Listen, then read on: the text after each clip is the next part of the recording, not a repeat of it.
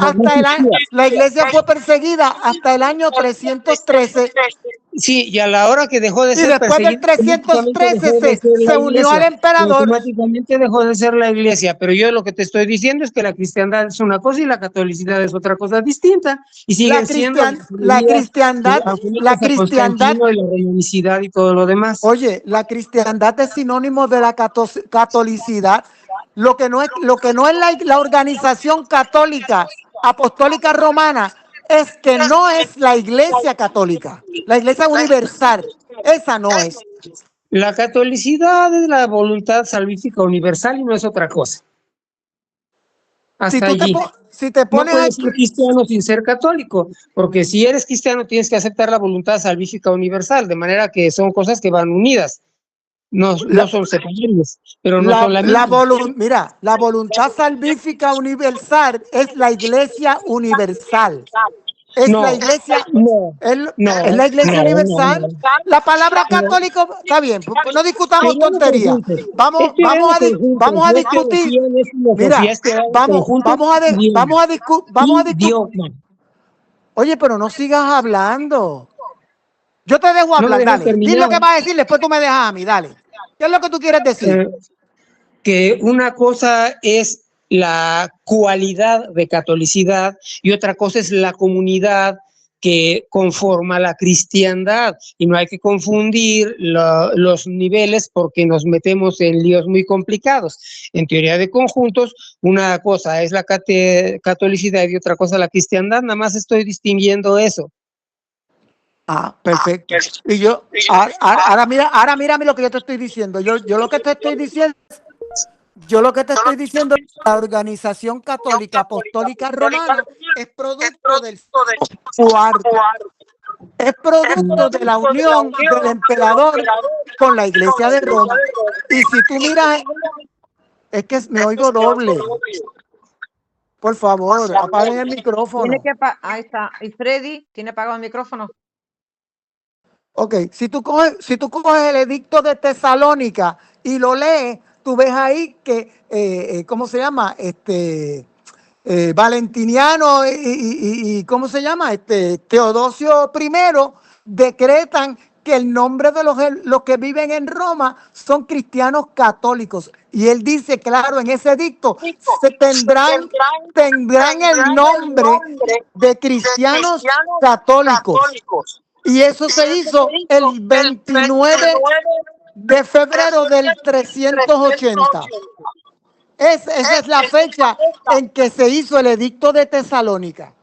Y de ahí se le llamó católicos cristianos. Ese es el edicto. Porque si no, si se le hubiera llamado católicos desde antes, si en el 110 Ignacio de Antioquía se refería a la iglesia de Roma al decir católica, ¿por qué el emperador tiene que hacer un edicto para decir que se llamen católicos si ya se llamaban antes? Y eso es en el 380. Ahora no escucho a nadie, parece que... Bueno, porque tenemos apagados los micrófonos y disculpa, pero el edicto de Tesalónica dice que se van a llamar cristianos católicos, no católicos cristianos. Es lo mismo. Lo que, no me dejas de terminar, los trinitarios, no los romanos, eso lo dices tú. Es lo mismo. Los que están gobernados, lo dice arriba. Los romanos, si tú no eres trinitario, no eres romano, y si eres trinitario, eres romano. Ahí no estaba hablando exclusivamente contra el arianismo, porque está diciendo, mira cómo dice, queremos que todos los pueblos que son gobernados por la administración de nuestra clemencia profesen la religión que el divino apóstol Pedro dio a los romanos. Así empieza el edicto de Tesalónica. Le está hablando a Roma. Todos los pueblos. No la ciudad de Roma, todos los pueblos. Por eso. El punto, no desvíes el punto. El punto es que se llamarán católicos cristianos. Y desde ahí se empezaron a llamar católicos cristianos. Antes de ahí no eran católicos, porque católico es un adjetivo, no es un nombre. El primero que utiliza católico como nombre es Teodosio.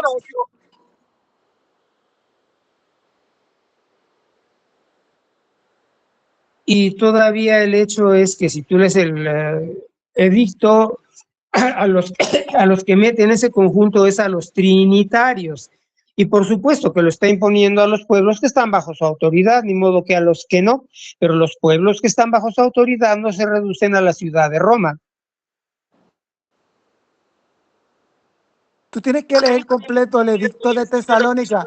Mira, dice que los que no son cristianos católicos, dice, quienes sigan esta norma, mientras que los demás los juzgamos dementes y locos, sobre los que pesará la infamia de la herejía.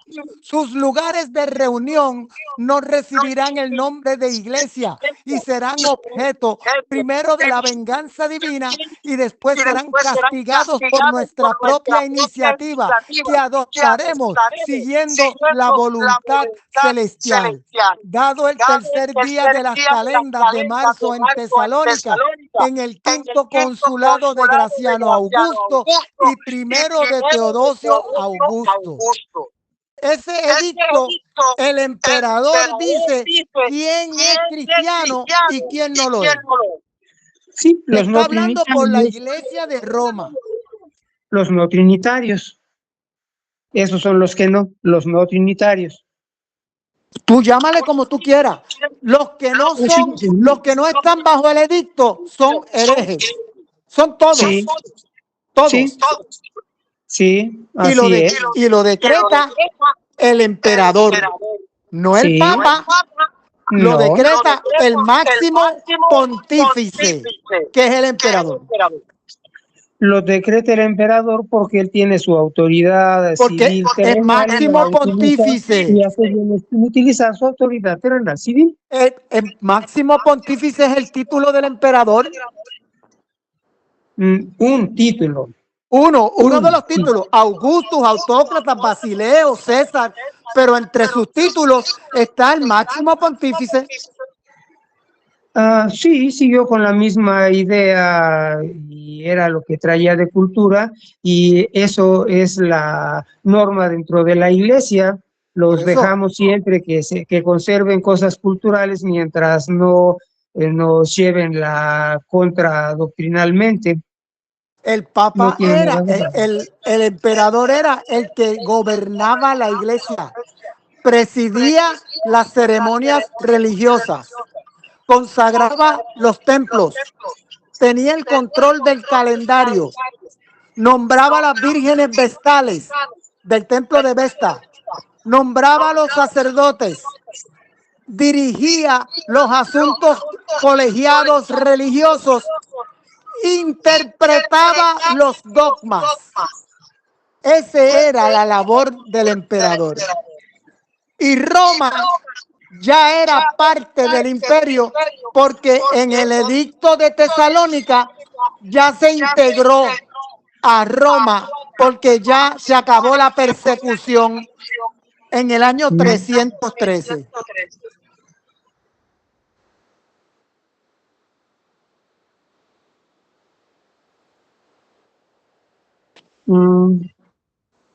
Así es la cosa. Bueno, Por eso los primeros 7 concilios son convocados por los emperadores, no por obispos. Emperadores, máximo pontífice.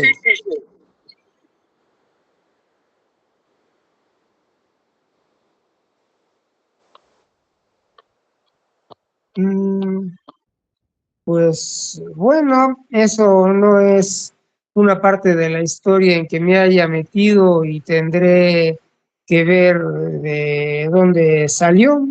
Ya le dedicaré tiempo en algún rato. Mientras, pues interesante que lo menciones. Pero es que eso está, esa información es simple. ¿Quién convocó el concilio de Nicea? Constantino. ¿Quién convocó el de Constantinopla? Teodosio I. ¿Quién convocó el concilio de Éfeso?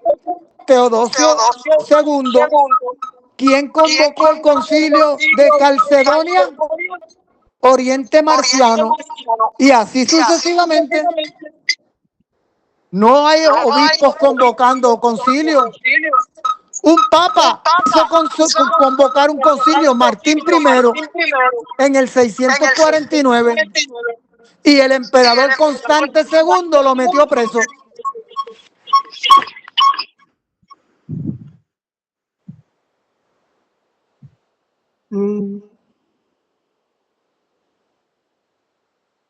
Tema interesante.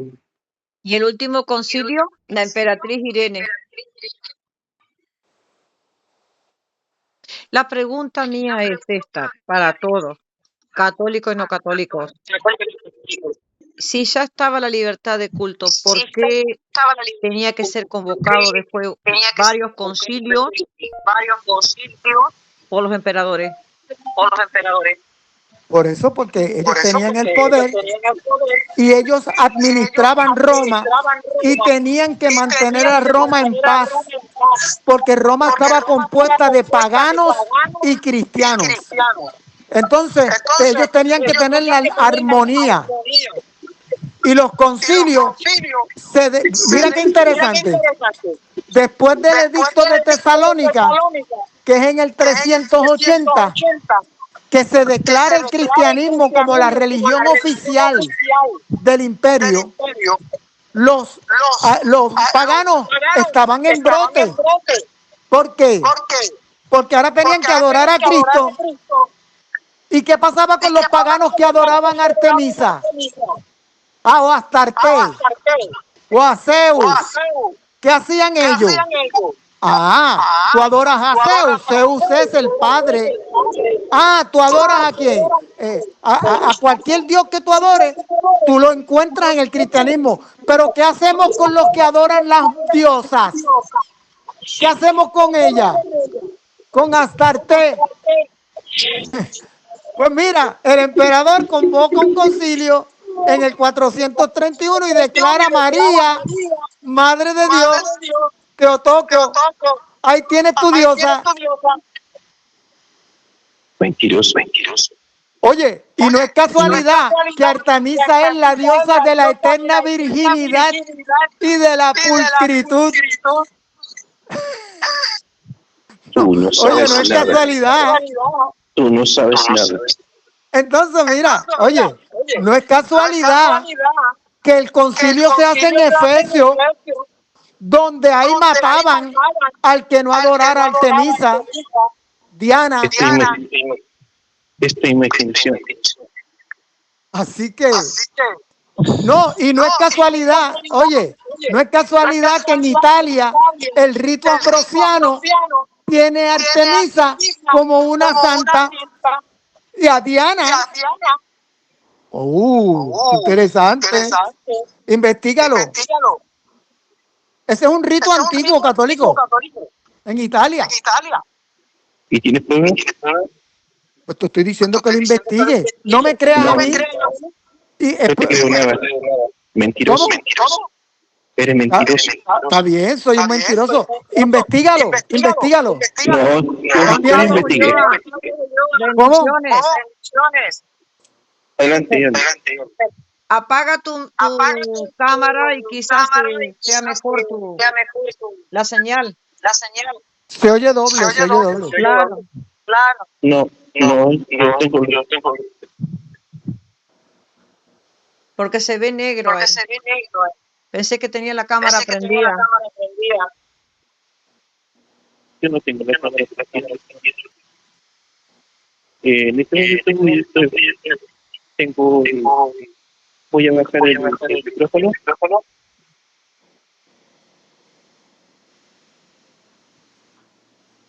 Y no soy yo que tiene que hacer. Porque yo tengo el audífono.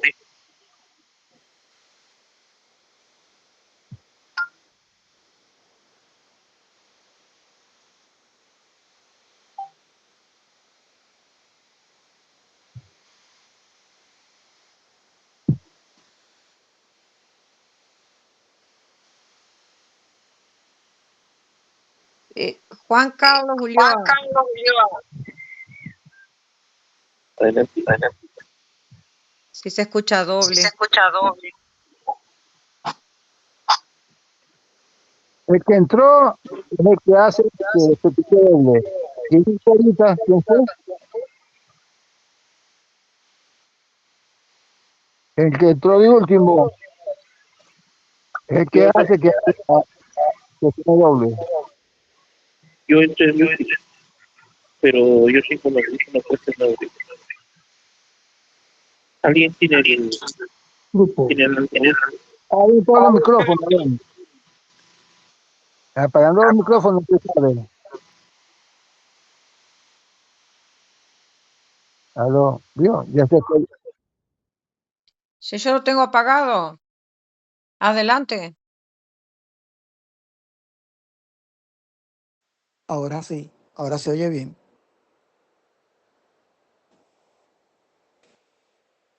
Sí, La adelante. información, Adelante. El información, diálogo era con Gerardo, con Luis Gerardo. Luis Gerardo, Bien. la información que yo te di, compruébala, búscala y desmiéntela con hechos. Yo estoy escuchando todo lo que dicen. Y ya dije que la parte de la historia de aquellas épocas que he leído es la de vidas de santos y cosas de ese estilo. No me he puesto a investigar cómo ha estado la política. La que sí se puso a estudiar todo eso es mi hermana Alma, y tiene un montón de libros de la época, entonces a ella le preguntaré cómo andaba la cosa, si me ha platicado algunas Pero de yo te voy a las hacer una que pregunta sucedían. bien sencilla. Ya se oye doble otra vez. Cada vez que yo hablo me lo ponen doble. Porque tú eres el que El la hace. micrófono de Luis Gerardo, porque los demás están apagados. Dale. Dale, Apaga dale. el micrófono, Luis Gerardo. Hola. Ah, ok, ahora. Yo te voy a hacer una pregunta, tú, que eres un católico que estudia, ¿verdad? Que estudia y que conoces un poco. Tú has estudiado el caso famoso, famosísimo, que cualquier persona que haya estudiado un semestre de historia de la Iglesia de Roma se lo sabe. El primer semestre que tú vas a estudiar de la historia de Roma, tú te tienes que conocer lo que es la donación de Constantino. ¿Tú sabes lo que es eso?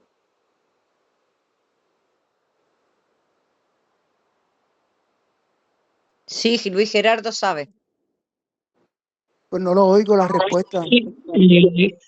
Y yo tengo cosas que hacer y estaba en otro programa mientras estaba escuchando aquí, y como el teléfono estaba apagado, pues no tengo una manera mágica de activar el micrófono instantáneamente, pero sí sé la historia esa de la donación de Constantino, que para ampliar su poder el Papa inventó la donación de Constantino para decir que el emperador le había concedido una autoridad que se inventó él solito.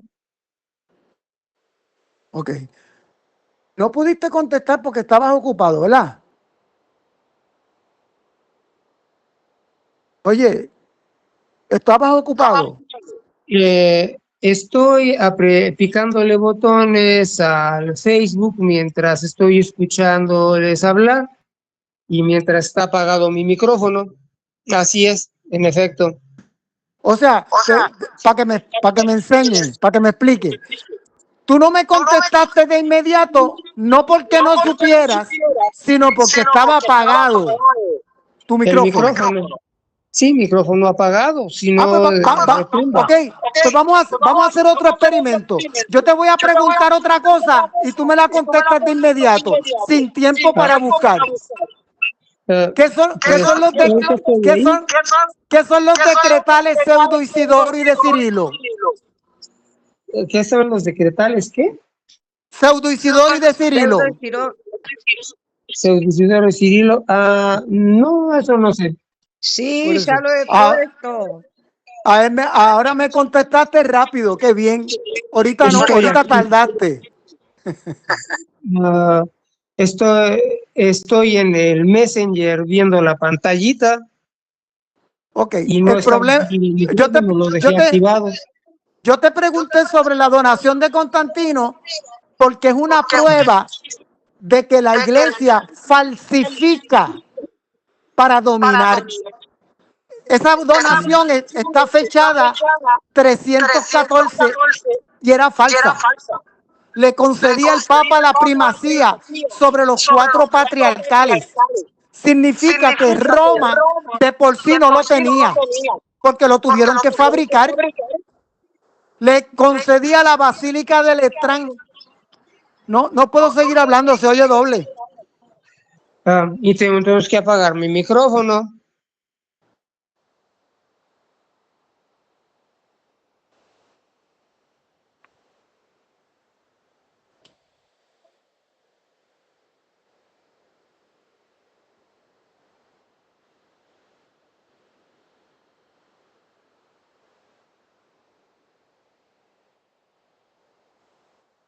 Ahora no se oye nada. Bueno, que es la colección de los decretales pseudo isidorianas.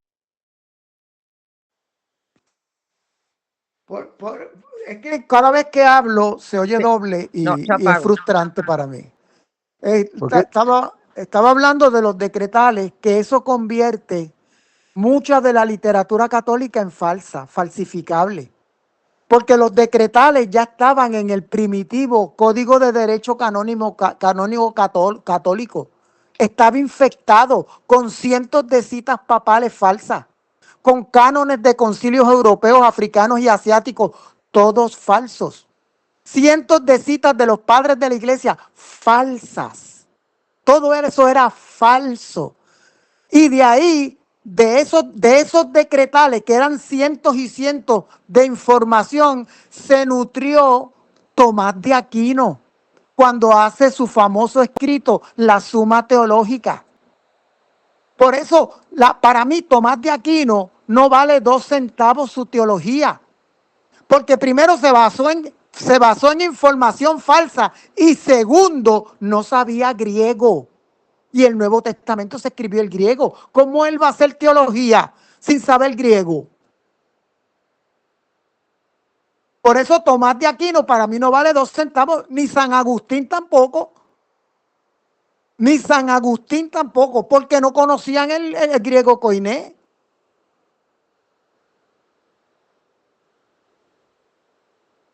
Y eso es básico. Yo estoy Porque escuchando. si tú vas a aplicar la filosofía que conoces a un idioma que tú no conoces, que lo que tienes es una traducción mala, mira, tu filosofía sobre el asunto no tiene mucho valor. No tiene mucho valor.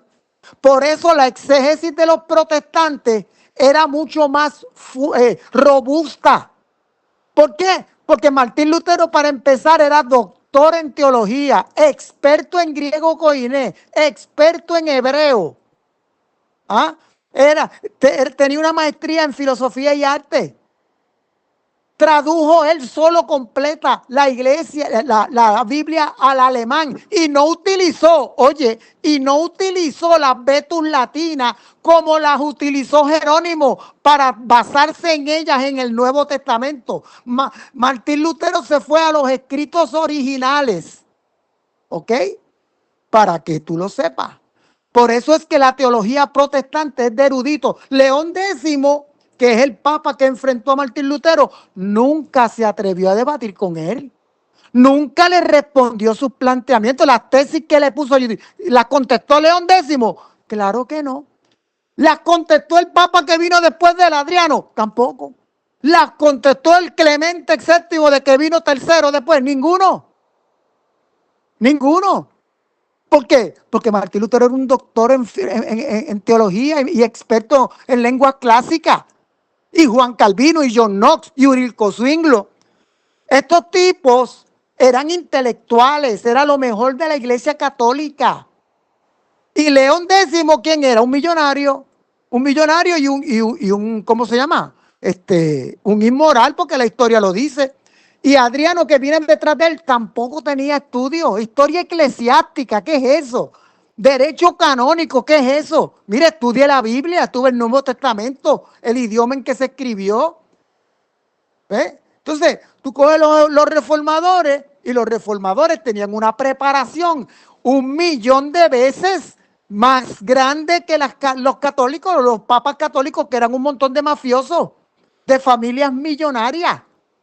Por eso se dio la reforma, por la corrupción del clero, la corrupción, eran corruptos.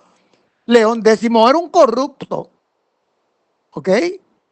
Y no tenía, era de la familia Médici, Adriano Médici, el otro Clemente Médici, el cuarto, familia Farnesio, millonarios feudales, podridos en dinero. Los Médici tenían una cadena de banco mundial. Esos tipos ejercían el papado para hacer negocios. No en balde explotó la reforma. Los sacerdotes de la reforma, que después se les llamaron protestantes, eran los eruditos de verdad de la iglesia. O sea, eran los conocedores de verdad. Eso es lo que yo digo. Entonces, al católico no le enseña. ¿Por qué Martín Lutero se rebeló? ¿Por qué surgió? No, porque Martín Lutero no se rebeló.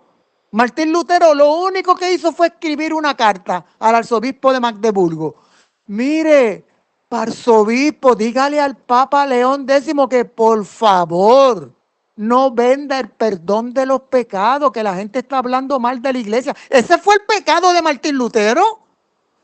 Ese fue su gran pecado. ¿Ah? Y que no venda la salida del purgatorio a cambio de dinero, bendito, porque los pobres se atormentan, no ve que no pueden sacar a sus seres queridos de allí. ¿Qué tipo malo era ese Martín Lutero? ¿Ah? No, yo no puedo ser católico, romano, no puedo, porque sería una violación a eso que yo estoy diciendo. Es irrazonable, es insensato, dito desde mi punto de vista. Yo no sé si otro dirá, no, porque cuando yo le hago estos planteamientos a un católico romano, ¿en qué se apoya? No, porque tú eres Pedro y sobre esta roca edificaré mi iglesia. ¿Y de dónde sacó eso? Del siglo IV para adelante, porque en los primeros 3 siglos nadie dijo un disparate como ese. Entonces, ¿de qué nos estamos agarrando aquí? ¿De qué? ¿De qué se agarra la Organización Católica Romana? ¿Entiendes? O sea, cuando traen documentos, ¿verdad? Pues el catálogo liberiano, el Liber Pontificali, las crónicas, esos documentos tienen certeza histórica. Claro que no, porque se contradicen entre sí. La lista que dio Irineo de Lyon. ¿Se contradice? Claro que se contradice. Se contradice con la de Hipólito de Roma con las crónicas. Y con el Liber Pontificali, que dice que Pedro tuvo 25 años como obispo de Roma. Por eso yo no creo en el catolicismo. No creo. Aunque me lo hayan inculcado de niño. No es razonable. Pues una vez que no salimos del símbolo que es el pan y de la paternidad del Espíritu Santo y del pecado original y todas esas burradas como, es que sí, yo no puedo negar que Dios les dio el poder de perdonar los pecados, pues porque como la Biblia ahí me dice en mi jeta que les dio el poder de perdonar los pecados, en eso me quedo callado, no puedo rebatir, pero sí puedo preguntar, es que ahora tú tienes que demostrarme con la Biblia que usaron el poder que recibieron, porque si la Biblia no dice que usaron el poder que recibieron, entonces no lo usaron. Y si no lo usaron, entonces no es válido. Y de los apóstoles para acá nunca ha habido ese poder de perdonar pecados, aunque Cristo lo haya concedido. Entonces, como en los asuntos más esenciales y simples, como decir, sí, el pecado original es para todos y se lleva de corbata a la Virgen María, pero el pecado original es un invento de la Iglesia, y como es un invento de la Iglesia, eso de juntar la serie de 15 caracteres pecado original, entonces no hay pecado original, pero nadie se salva de él, así que no puedes decir que la Virgen María haya nacido sin pecado, pero como todos los niños nacen sin pecado porque Jesús dijo que el cielo es de ellos, entonces la única con pecado es la Virgen María, y yo debo decir, hay liberales y pontificales y papas, y la iglesia dejó de ser iglesia porque asumió la dirección el emperador, entonces automáticamente tengo que aceptar que sin estar la palabra símbolo en la Biblia, entonces el pan es un símbolo porque un hijo de Lutero me dijo que era un símbolo, y Lutero es el que tiene la razón. Sí, ¿Ustedes se dan seguro. cuenta de la mogolla que este tipo ha traído? Yo hablé bien claro. Y mira la mogolla que este tipo trae. Él no me contradice. Él no contradice ninguno de los hechos que yo di. Él viene a hablar de que los hijos de Lutero, de que si el pan, eso es lo que él viene a decir. Es lo que viene a emburujar la cosa. Él no puede contradecirme. Dije que cambiaron la doctrina. Mira, lo que yo dije, yo estoy hablando de los papas. Estoy hablando de la preparación. Tú no fuiste sobre mis argumentos. Tú no vas sobre mis argumentos. Tú lo que traes es una mogolla de temas. Yo estoy hablando de que Martín Lutero era un intelectual, que su exégesis es mucho más valiosa que la del Papa León X, que no tenía estudio. Ni el Papa Adriano VI, ni Clemente VII. Sí, Juan Calvino, John Knox, Urilco Siglo, eran intelectuales. También mi exégesis es más valiosa que todo lo que haya eso no se llama exégesis. Eso no se llama exégesis. Eso no se llama exégesis. Toda mi exégesis, que sea exégesis, es superior a la de Francisco, alias Francisco, que nunca fue papa. No es nada peculiar. El que me escuchó sabe los planteamientos que yo hice. Tú vienes con otros temas y otros planteamientos. Yo estoy diciendo que me estoy fijando en la doctrina y que por sus frutos los estoy conociendo. Yo no me voy a pasar una iglesia protestante donde me inventen el chisme del símbolo y del Jesús bastardo y todo lo demás, asunto doctrinal, aunque los papas hayan sido lo que hayan sido, son asuntos distintos. En lo que me fijo es en la doctrina. Y ha habido más de un judío que al ver la pudrición de esos papas se ha convertido en católico, porque dice solamente el poder del verdadero Dios puede mantener existiendo tanto tiempo esta iglesia con todos esos mojones de pudrición que la gobiernan, y estoy de acuerdo con esos judíos. En otras palabras, que todo lo que yo dije sobre la literatura romana, Irineo de Lyon, católogo liberiano, Liber Pontificali, todos esos documentos donde la Iglesia Católica se fomenta y se fundamenta, no tienen ninguna certeza histórica. Eso él no lo habla, él no lo discute. Él viene a hablar de protestantes. Yo hablé de documentos precisos que se contradicen unos con otros. Y agarrarse de que tú eres Pedro y sobre esta roca edificaré mi iglesia. Un disparate que viene después del siglo IV, que nunca fue parte de la iglesia los primeros 3 siglos. La interpretación de que Pedro es el primer papa viene después del siglo IV.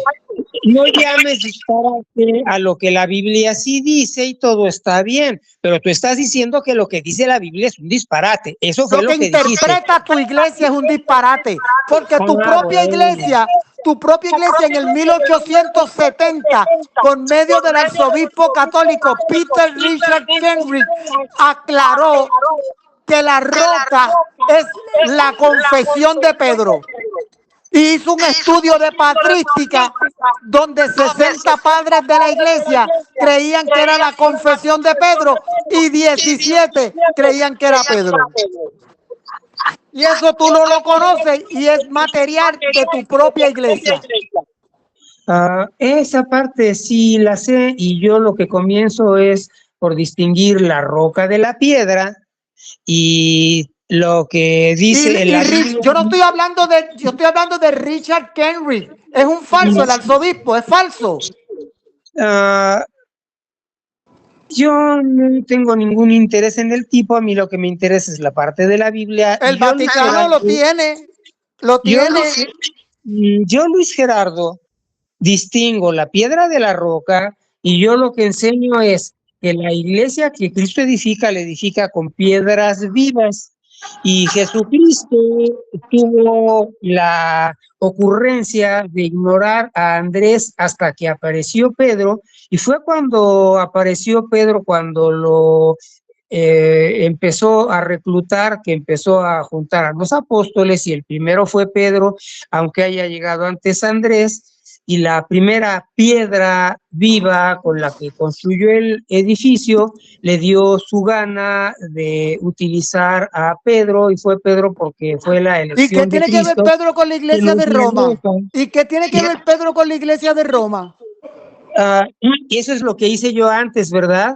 Pues mi enseñanza es que ese Pedro que fue elegido como primera piedra, solo es la primera piedra, y las otras quedaron encima porque es la primera, last out. De nuevo, ¿qué tiene que ver Pedro con la iglesia de Roma? Solo hay una iglesia, porque la única iglesia es la que se le encomendó a él, y la iglesia de Cristo no es otra que la única iglesia que fundó él. ¿Y cuándo Pedro fundó la iglesia de Roma?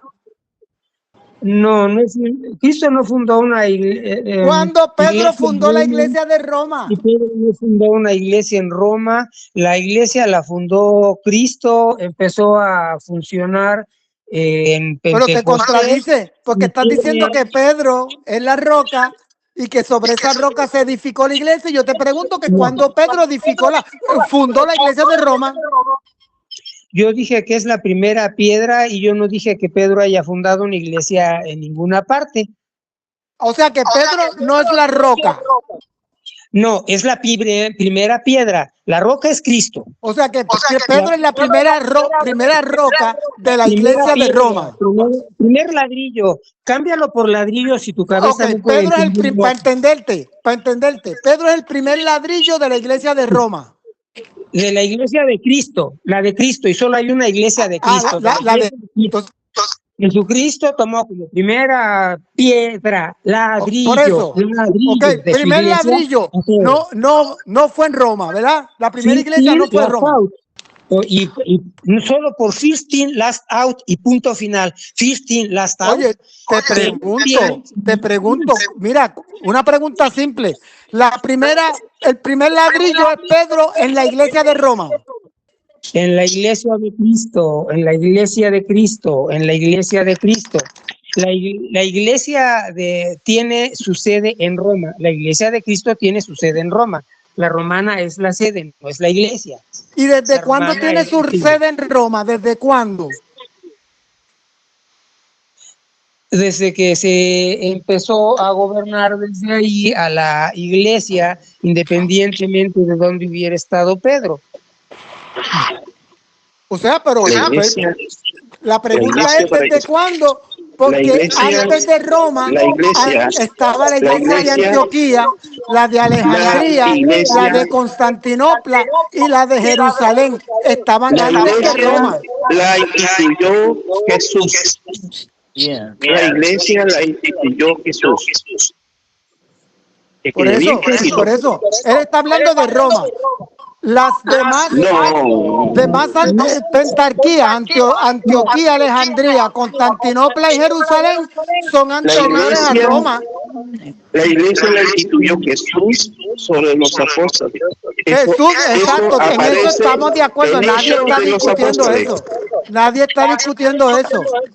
Estoy diciendo, él está diciendo que Pedro es el primer ladrillo de la iglesia de Roma y dice que no. Entonces, ¿de cuál iglesia? Porque No, antes que Roma eso está dices tú. Jerusalén, Constantinopla, Alejandría y Antioquía. A ver, ¿Pedro viajó a Roma, sí o no? El problema es que puede haber muchas sedes y sucursales, pero la Iglesia de Cristo está formada no con sedes, no con sucursales, sino con piedras vivas que somos los bautizados, cristianos, Exactamente. católicos. Y la primera Exactamente. ladrillo es Pedro, no su confesión. El primer ladrillo es Pedro. No me digas que no fue su confesión, porque eso no lo dije yo, eso lo dicho Peter Richard Kenrick, 1870. Mentiroso. Ese Te voy a... documento está en el Vaticano.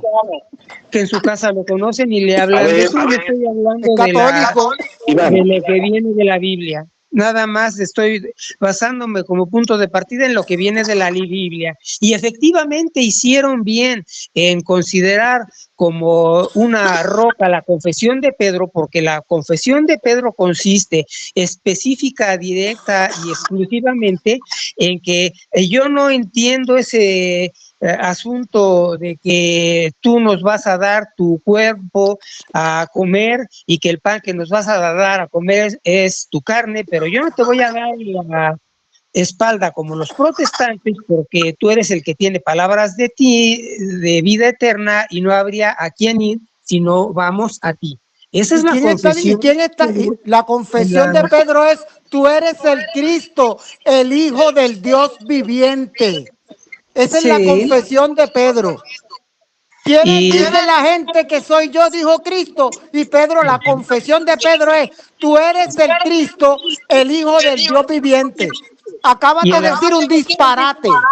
No, acabo de usar la versión de Juan del Evangelio teológico. Es un disparate porque la confesión está basada en el propio Cristo. Donde pregunta Jesús y estoy hablando yo. ¿Ustedes también me van a abandonar? ¿Ustedes también me van a abandonar? Esa no es la confesión a la que Mateo 16:18 se refiere. Pero yo sí. Pero yo estaba hablando de la confesión de Pedro, la cual se considera la roca, escrita por el arzobispo Peter Richard Henry, 1870. Eso es lo que yo estoy diciendo. Si tú estás hablando de otra cosa, a tu conveniencia, allá tú. Pero yo estoy hablando de las palabras que Pedro utilizó, que son la roca, que Cristo es el Hijo del Dios viviente. Cristo es la roca. Sí, lo está reconociendo como roca y le está llamando Kefas, que no tiene el problema del género que tiene el griego, y al llamarlo Kefas, tú eres Kefas, y en este Kefas y en esto Kefas, sí, hay que decir esto. Tú eres Kefas. ¿En qué idioma está Kefas? En arameo. Por eso. ¿Y tú conoces suficiente arameo? ¿Se conoce? Arameo del primer siglo. Yo sé lo que significa Kefas y con esa palabra tengo todo lo que te usted me perdona, pero nadie en el mundo conoce el arameo a la perfección del primer siglo. Nadie. No, yo no he dicho que alguien lo conozca a la perfección. Entonces tú no puedes decir que el Kefas que aparece ahí en arameo sea el equivalente a gran roca o a pequeña roca. No, yo no digo eso. Eso lo dicen los protestantes para manipular el texto, pero a mí esa parte no me importa un soberano cacahuate. Manipular ningún texto. Manipular ningún texto. La iglesia cristiana de los primeros 3 siglos ni tocaba eso. Pedro, tú eres la roca, ni lo tocaba en los primeros 3 siglos. Pues hicieron bien si les quedaba grande, qué bueno que no lo tocaron. No, porque había más de 25,000 documentos en siglo y medio. Todo el Nuevo Testamento se discutió en siglo y medio. y no hay ni rastro de Pedro la Roca. 25.000 documentos en la segunda mitad y el segundo siglo. ¿Mm? ¿Y cuántos de esos fueron inventados entre los siglos 5 y 7? ¿De qué tú hablas? De lo que tú dices, que todo el material que tenemos es falso. Yo no estoy diciendo que todo el material es falso. Te estoy diciendo que en los primeros siglos y medio hay 25.000 documentos históricos. No. Y en esos Bueno. 25.000 textos, documentos históricos, se discutió el Nuevo Testamento completo. ¿Y cómo sabes que no son otros pseudoepígrafes? Porque la iglesia lo dijo así. La iglesia cristiana fue la que separó los falsos de los genuinos. Y esa iglesia no es la iglesia católica apostólica romana. Bueno. Es la iglesia del primer siglo y el segundo siglo, que tenía las fuentes de información para poder diferenciar lo que es literatura canónica de lo que no es.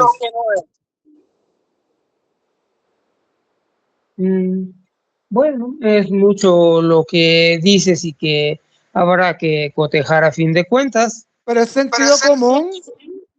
La iglesia del primer siglo presenció a Cristo y la resurrección. Que dices información es algo que hay que cotejar, no es sentido común, estás dando datos. Explícame, porque no te entiendo.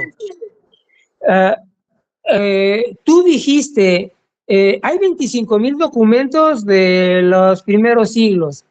Bueno, tú dijiste, ¿qué siglo y medio? Aceptar que hay 25.000 documentos porque tú lo dices. ¿Dónde está el sentido común en eso? O sea, para entenderte, tú estás diciendo que tú no crees que hayan 25.000 documentos en siglo y medio. Las creencias son el recurso de los ignorantes para sustituir la verdad que no tienes. Me está dando una información que es nueva para mí. Me doy por enterado. Nueva para ti, pues no léete el libro. Léete el libro. Ni la acepto ni la niego, ya veré. Pues no la acepta ni la niega, pues entonces estás en un limbo, debatiendo. Sí, estoy en un limbo. Y porque tú quieres sacar conclusiones de que yo estoy reconociendo y aceptando que estoy en un limbo. Tú dijiste, eso no es algo que tenga que aceptar porque lo dices tú, ni es lógico, solo es algo que dijiste. Si tuvieras la preparación, hubieras leído historia, me podías refutar, pero como no lo tienes, no lo puedes refutar. El que tiene que prepararse eres tú, Iván Roberto.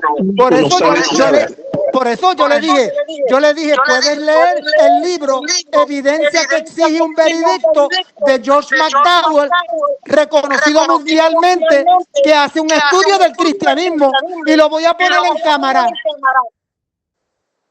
Sí, evidencia que exige un veredicto. Te digo, ya veré, yo me he pasado la vida preocupándome por los asuntos doctrinales.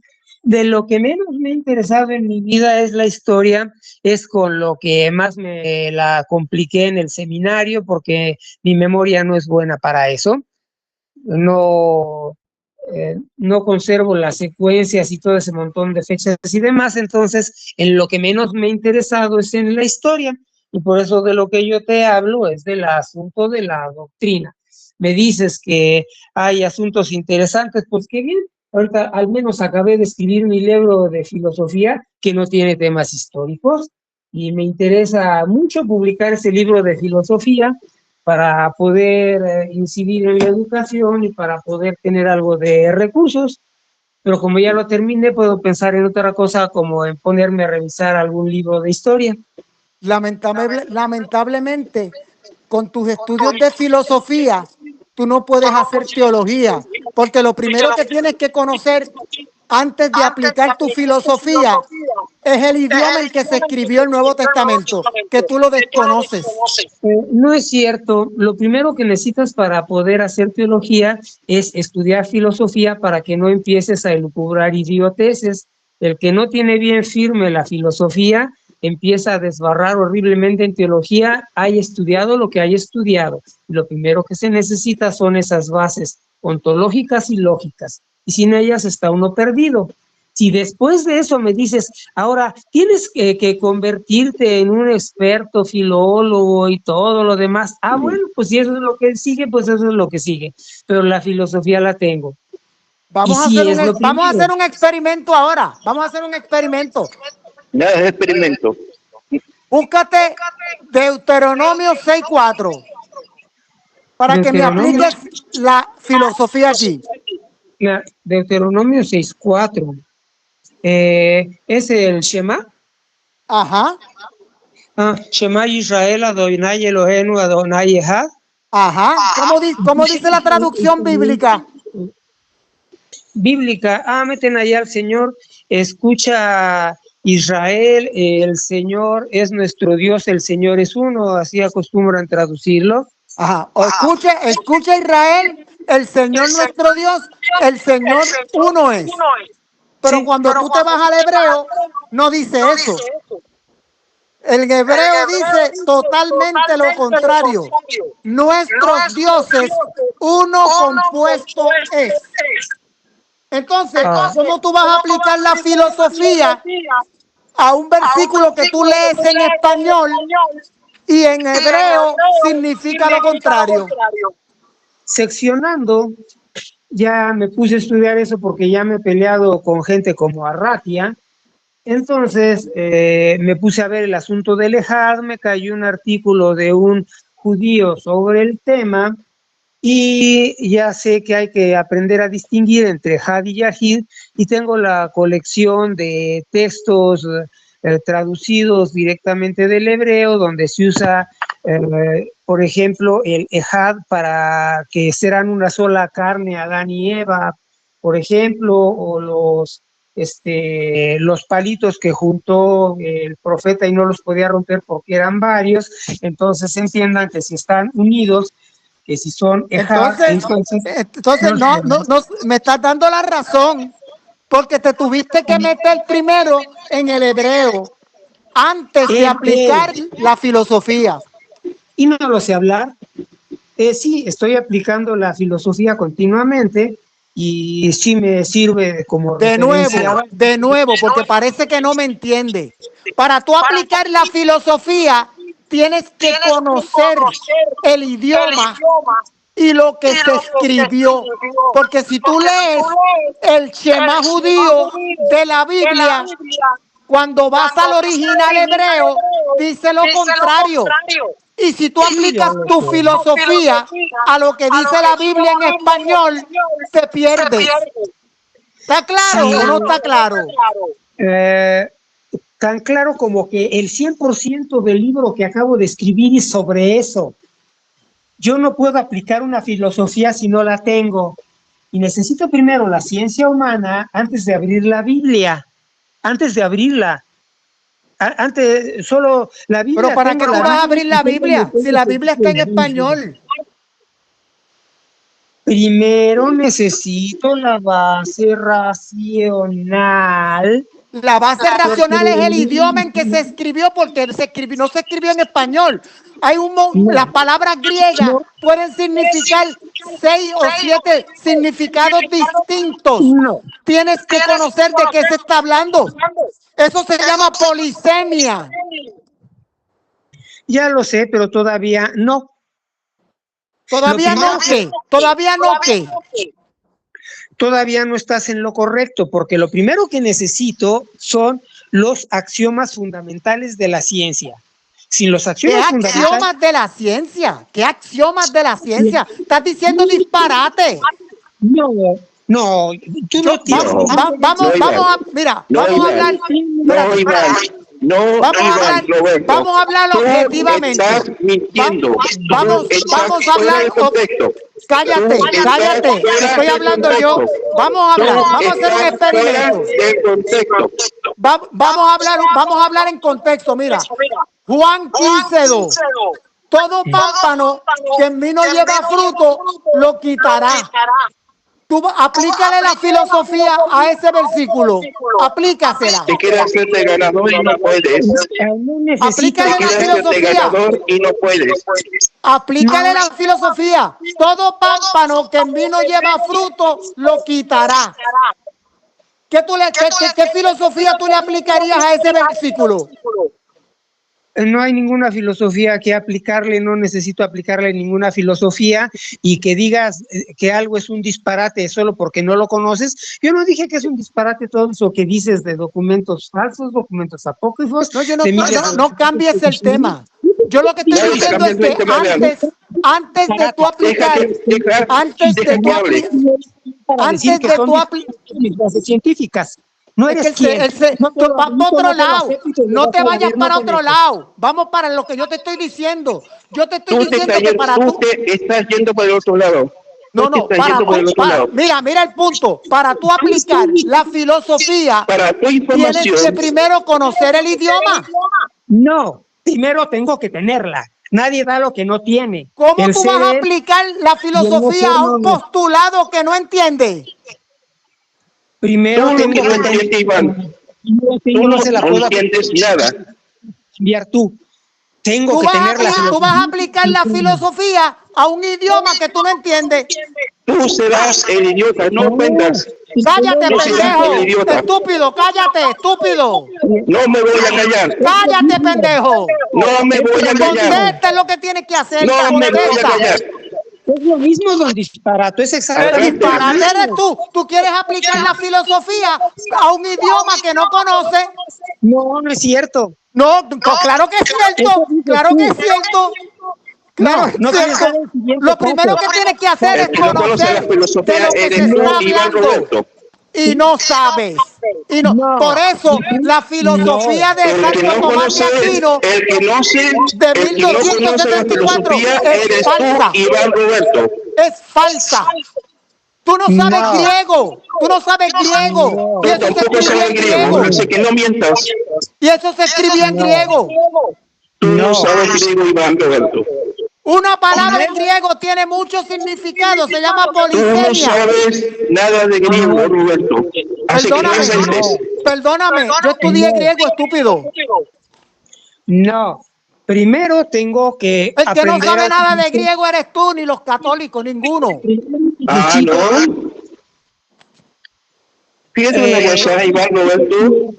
Tú no puedes afirmar tan lindamente, porque es un disparate, que entre 1.400 millones de personas no tenemos ninguno que sepa griego. Tú no tienes derecho porque tú no eres Dios. ¿Cómo te atreves a afirmar eso? Mira, pendejo, griego koiné, ¿Cómo te atreves? que se habló del año 300 antes de Cristo al 400 después de Cristo. Tú ¿Cómo puedes te conocer atreves? griego moderno. ¿Entendiste, estúpido? ¿Entendiste, estúpido? ¿Entendiste?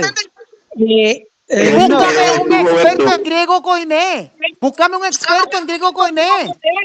Yo tengo Así aquí que la no traducción inventes. católica. Westcott y Hall, la única. digamos, los endemoniados que hablan en griego koiné porque el demonio lo conoce mejor que tú al griego koiné.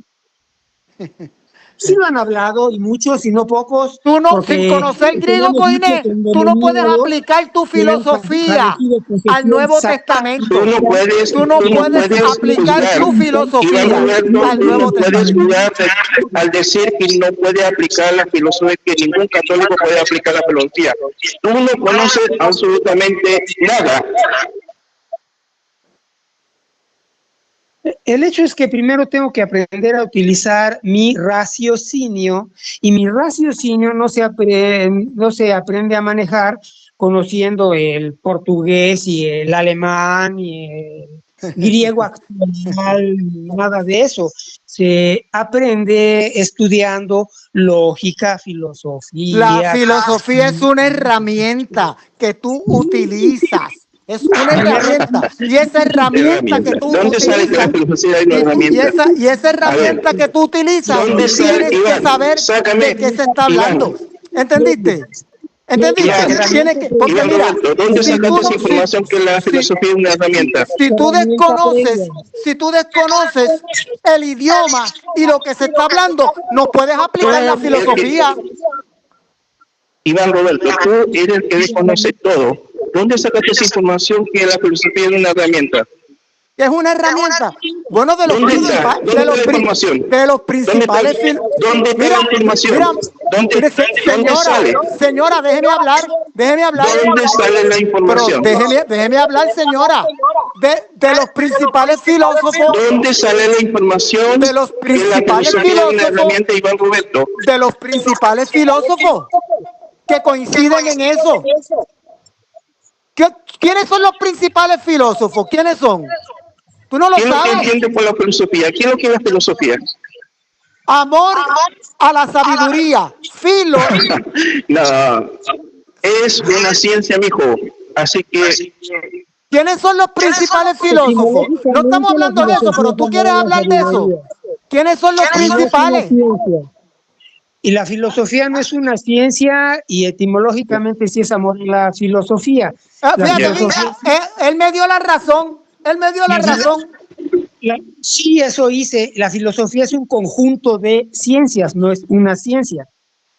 Que tiene el Exacto. propósito de ayudarte a pensar correctamente. Pero Sí. entonces estamos hablando de los principales filósofos que te dan a conocer que es una herramienta. ¿Quiénes son los principales? ¿Has tenido tiempo para entrar a Google? ¿Quién? ¿Me estás preguntando a mí o a ti? No a ti. Estoy hablando con el otro mono. Por cierto, tu cámara está nada más dando vueltas como pirinola. ¿Por qué no la desactivas? Ocupa tiempo Mi de... cámara está desactivada. No te hablo a ti, Roberto. Le hablo a Carlos Salazar, creo es. No, perdón, Que tiene, perdón. que tiene dando vueltas pues está dando vueltas su camarita, ocupando tiempo de procesamiento y ancho de banda, y solo se ve una plasta gris con el circulito de Windows dando allí vueltas como loco. Entonces le estoy diciendo que apague su aparatejo. Y yo estoy diciendo que es previa, la herramienta es previa a lo demás. Para ponerme a estudiar cualquier otra cosa, primero tomo como base el estudiar la filosofía y luego, si me quiero meter a estudiar asuntos de la Biblia, entonces ya me pongo a ver lo que dice la Biblia en mi idioma, porque es el que conozco, y luego para profundizar me meto en ver qué dicen los idiomas originales en la medida que se puedan conocer los idiomas originales. Pero como estamos hablando de la Biblia, y como estamos hablando de la Biblia, la filosofía tiene que estar basada en lo que dice la Biblia, no lo que tú interpretas. No, eso no es cierto tampoco. La filosofía tiene que estar basada en los axiomas de la ciencia, aunque los llames disparates, porque estás llamando disparate algo que no. Perdóname, yo te pregunté, ¿quiénes son los principales filósofos que hay? Que establecen los axiomas que son importantes. Los principales filósofos, Aristóteles, por supuesto, Parménides, los primeros. Sócrates, Platón, Heráclito, Tales de Mileto, Sí. todos esos tienen en común que tienen la filosofía como una herramienta, lo que yo dije. Y todos esos tienen en común que se empantanaron con el problema de la unidad y multiplicidad del ser, y por culpa de que no lograron resolver ese problema, hemos tenido problemas hasta el día de hoy por ese grave error que cometieron todos ellos. Por ejemplo, el materialismo dialéctico e histórico es un engendro asqueroso que sale de ese error de no resolver el problema de la unidad y multiplicidad del ser. Y ese problema que todos esos anteriores a nosotros no lo han resuelto, yo ya lo tengo resuelto y estoy por publicarlo, nada más me falta registrar mi libro, pero la solución a ese problema que no resolvieron ni ellos, ni Marx, ni Hegel, ni Descartes, ni nadie, yo lo resolví y ya lo voy a publicar. Pues te felicito. Pues, Gracias. Publícalo. Sí. Pero tal vez, ya que tú estudiaste filosofía, ¿me puedes aclarar algunas cosas de algunos filósofos? Yo no soy estudiante de historia de la filosofía, yo soy estudiante productor de la filosofía, pero si me Pero sí, ciertamente los conocí, me enteré, los asumí, los digerí y bien digeridos. Y si me Sí, preguntas en qué fecha hicieron algo, no sé la fecha. Y si me haces una pregunta filosófica, te la resuelvo. bueno, pienso, luego existo. Anaxímenes, ¿de qué año es? Anaxímenes, ¿de qué año es? Eso es Descartes, y es del siglo XVII. Falso. Anaxímenes de 588 antes de Cristo. Sí, ese es de 5 siglos antes de Cristo. Ese es precursor de la física moderna. Como Demócrito, Heráclito, ¿de qué año es? Heráclito. Creo haberte dicho ya eso, ¿no? Las El fechas precursor de la metafísica de la misma fecha. no las aprendo. Mira, lo que estamos hablando, para que no evadas, lo que estamos hablando es que lo primero que tú tienes que conocer es la escritura, punto. ¿Qué se escribió ahí? Y después que tú sepas lo que se escribió ahí con exactitud, entonces tú aplicas la filosofía. Cuando sepas lo que se escribió con exactitud, después de 2400 años, me parece interesante la posibilidad. Ese es mi punto. Ese es mi punto. Tú te tienes que enfocar en qué realmente se escribió ahí.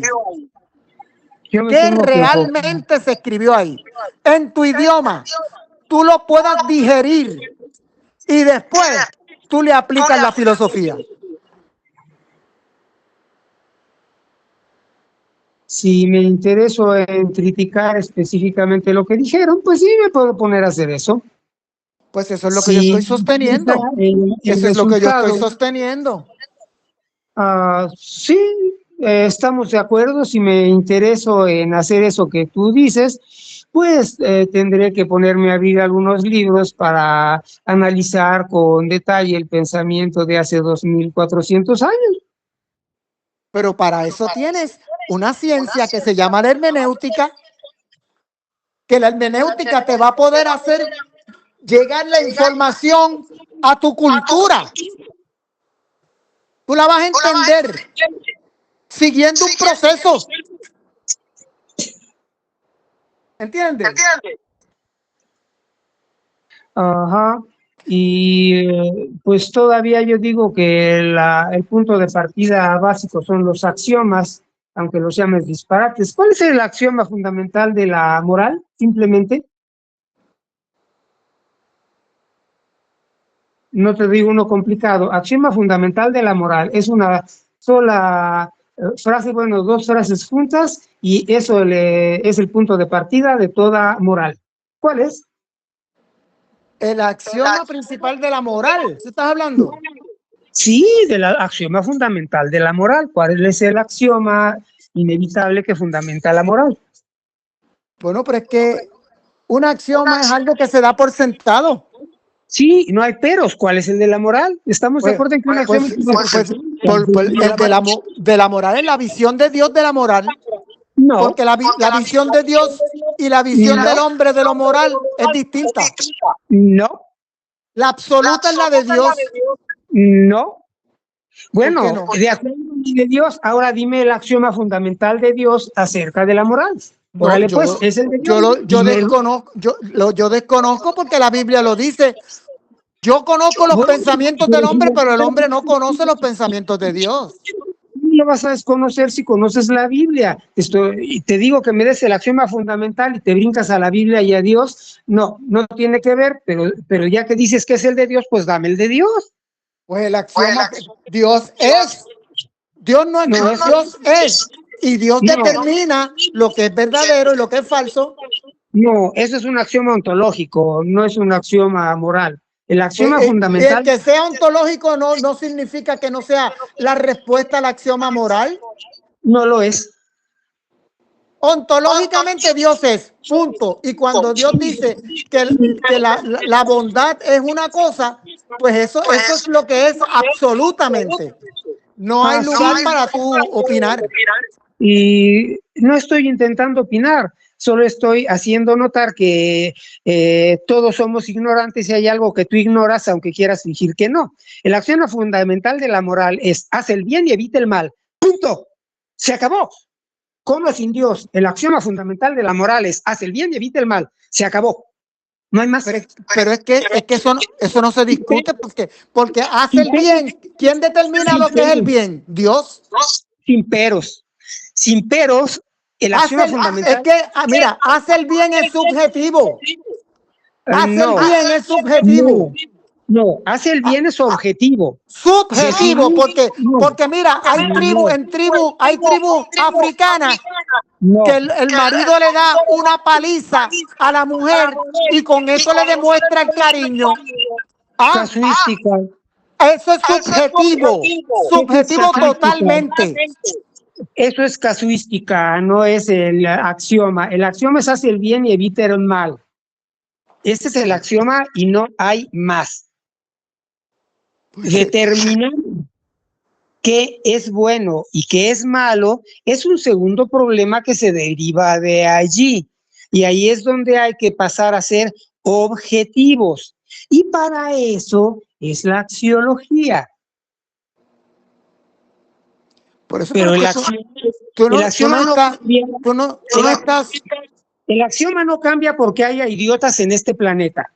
Hay idiotas en este planeta, no va a dejar de haberlos. Así como dijo Jesucristo, pobres siempre los tendréis. Yo digo, estúpidos siempre los tendréis, y tengo tanta razón como Jesucristo, ni más ni menos. Exactamente la misma, porque es perfectamente válido para toda la historia de la humanidad. Por eso, pero lo que yo no entiendo es el salto que tú das de lo que estábamos hablando a esto, a los axiomas de lo que es el bien. El salto ese salto, porque, espérate, perdóname. Lo que yo te estaba diciendo era que para tú aplicar la filosofía tienes que conocer la Biblia, lo que se dijo en realidad, y luego la aplicas. Eso era lo que estábamos hablando, y tú saltaste a un axioma. Y yo te digo que ya te había dicho que eso no es el caso, y también te digo que no es cierto que alguien necesite conocer la existencia de la Biblia para poder hacer filosofía. No, nadie está hablando de la existencia de la Biblia. Óyeme bien, pero oye bien. Para tú aplicar la filosofía a lo escrito en la Biblia, tienes que conocer lo que verdaderamente dice la Biblia. Y te tienes que sumergir en su idioma. Esa necedad tuya es la que me lleva a los axiomas. No. El ser es y el no ser. Bueno, está bien. Esa es tu opinión. Manténla así. Pero yo estoy seguro que todo el que está oyendo sabe que primero uno tiene que entender lo que está leyendo para después aplicar filosofía o aplicar su opinión. Porque si tú no lo entiendes, no. Pues sigue diciendo que no. Sigue diciendo que no.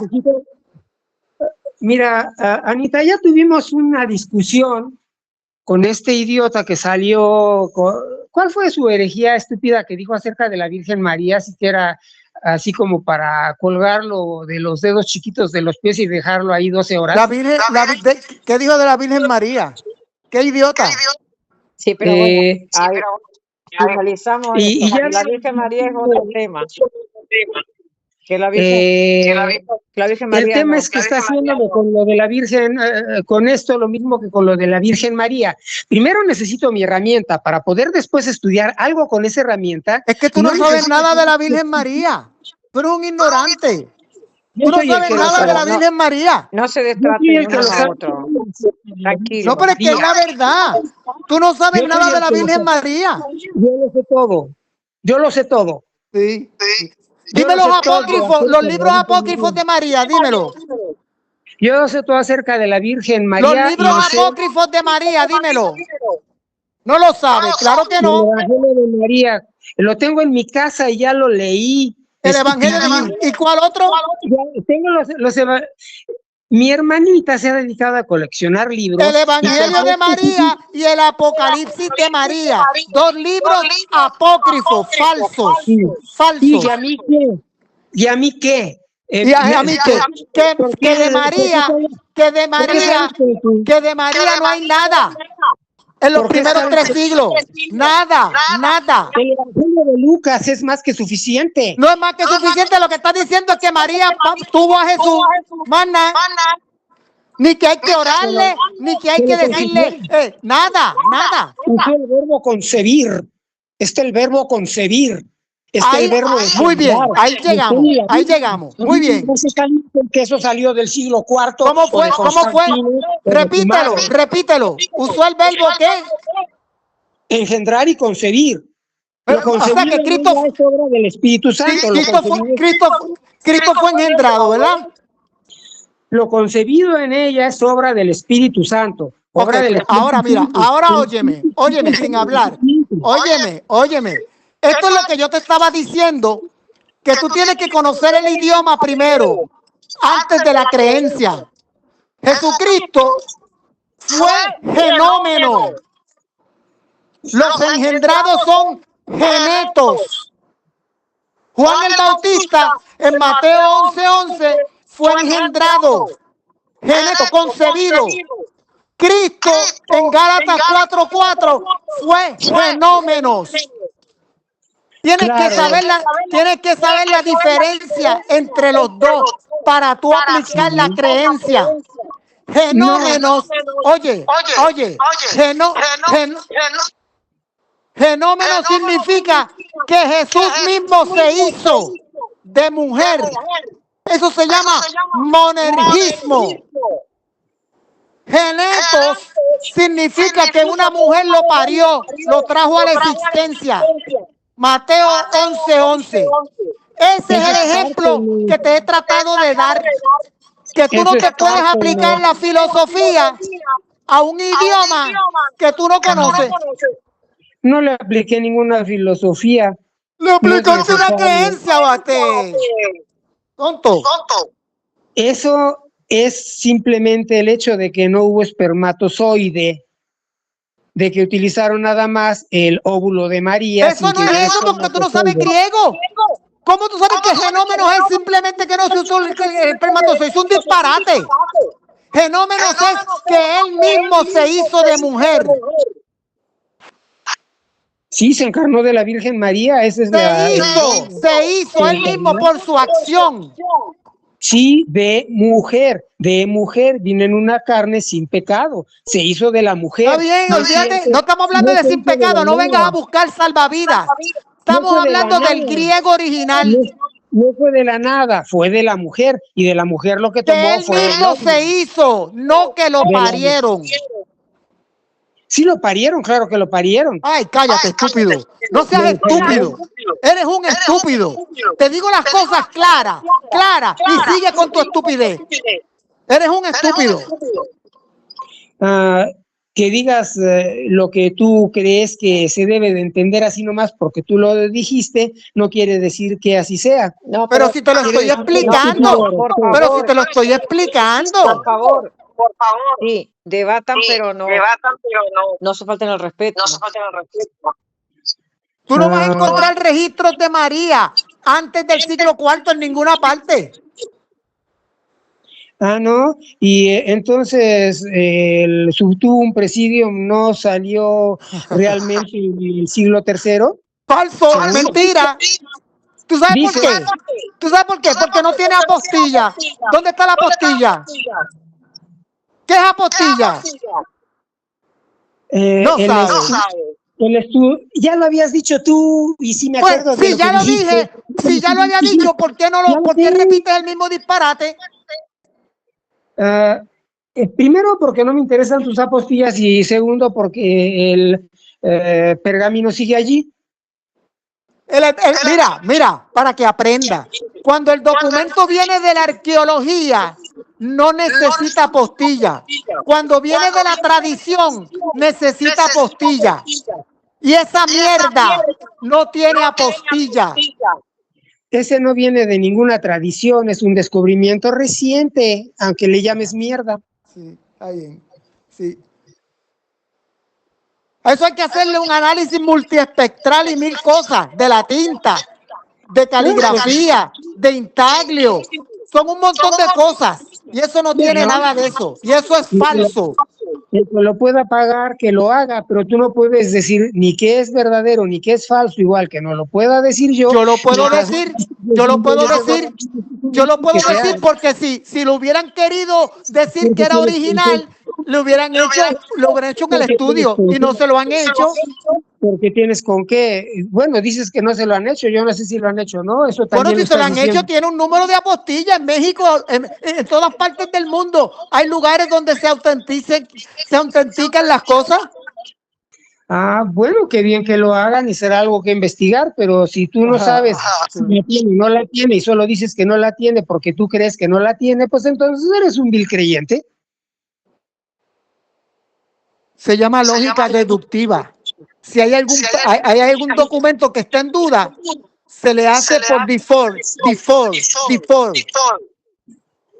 Si lo hay en duda, se le hace un estudio, de acuerdo. ¿Y a ti te consta que se hizo o que no se hizo? A mí me consta que no se hizo. Vaya, eso ya es decir algo coherente, pero solamente decir de gratis, pues no lleva a nadie a ninguna parte. Muy bien, muy bien. Dices, ahora, siendo alguien tan necio que quiere mantener la conversación dentro de los estrechos límites de lo que estás manejando para que nadie se te salga del huacal, pues es obvio que no quieres que nadie se te salga del huacal y no vas a permitir que eso suceda. Del huacal. Sí, No, aquí tenemos... para nadie es sensato creer en los documentos católicos romanos. ¿Y quién dijo que ese es un documento católico romano? Yo no. Para que lo presente el católico romano. Documentos que presente el católico romano no es fiable. Bueno, interesante prejuicio. ¿Prejuicio? Y eso se llama ¿O prejuicio. quieres una larga lista de falsificaciones? Prejuicio. Te puedo hablar de una larga lista de ¿cómo se llama? Prejuicio. Todo documento que presente un católico es falso porque hay muchos documentos católicos falsos. Eso se llama prejuicio, aquí y en China. No es que haya mucho, es que es por ley. Desde el siglo XII, el conde de Castilla, Azur Fernández y su esposa Guntora, en el año 953, donaron al monasterio de San Pedro de Cerdeña, provincia de Burgos. Donaron los terrenos para ese monasterio. Y ese monasterio está allí. Y el documento es falso. Y así hay un montón. Así hay un montón. ¿Es falso cuál documento? No, ya me perdí. ¿Que te perdiste de qué? Dices, de repente dices que hay un documento falso. Uno no, millones. Ajá. Lo que dices es que esa donación no existió, que la inventó alguien. Que el pergamino resultó falso. Ya. El monasterio de San Pedro de Cerdeña, en la provincia de Burgos, resultó falso el pergamino, donde el conde de Castilla, Azur Fernández, y su esposa Guntroga, en el año 953, ese pergamino fue falsificado para quedarse con los terrenos del monasterio. Y así hay millones. La Iglesia Católica tenía un taller de falsificaciones en el siglo IX. Platicaste eso, sí. Así que cualquier documento que tú me traigas, yo estoy más que justificado para ponerlo en duda. Haces bien en ponerlo en duda. Que diagnostique su veracidad o falsedad es otra cosa. Tú pones en duda lo que quieras. Si dices lo dudo, yo no te digo nada. Todo lo pone en duda. Pues sí, pon en duda lo que tú quieras. Si en ese sentido eres cartesiano. Descartes, exacto. Dudaré de todo, hasta de este momento, porque muchas veces yo he estado viviendo este momento y he estado soñando. Lo que no me gusta de René Descartes fue lo que dijo del alma del perro. ¿Lo que dijo de qué? Dijo que el perro no tenía alma. El perro no tenía alma. Ah, está equivocado. No se puede estar funcionando sin tener un alma, aunque sea perecedera energética, pero sí se requiere del alma. Así que está equivocado. Y en eso tenía la razón errado de Santo Tomás de Aquino. Bueno, acá entró Sarasú. Finalizan el debate sobre lo que ustedes estaban hablando. Que bueno, fueron varios temas. ¿O siguen? Bueno, señores, yo me voy a dormir porque aquí son las 10:30. Entonces finalizamos el debate y bendiciones.